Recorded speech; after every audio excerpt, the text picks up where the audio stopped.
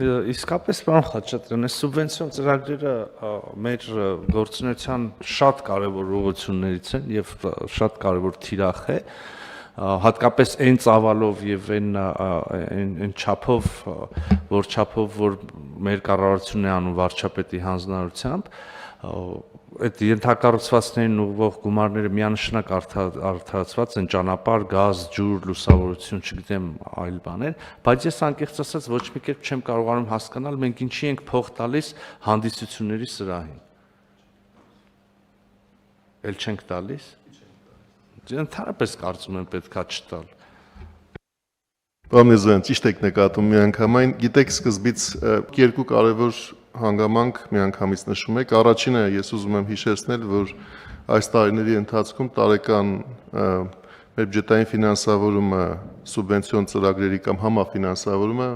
4 միլիարդից հասել է մինչև 30 միլիարդի, գրեթե տասնապատկվել է։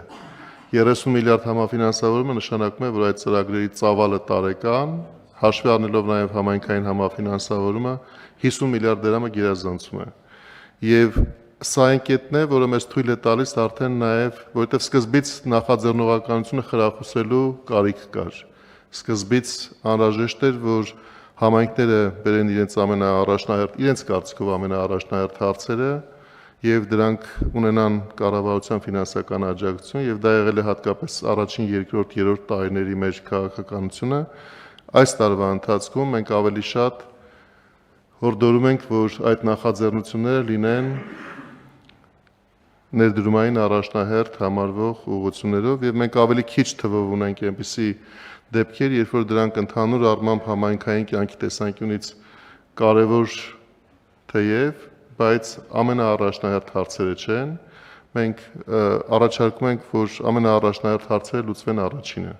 Եվ սա պահպանում ենք վերջին քննարկումների ժամանակ, հուսով ենք նաև, որ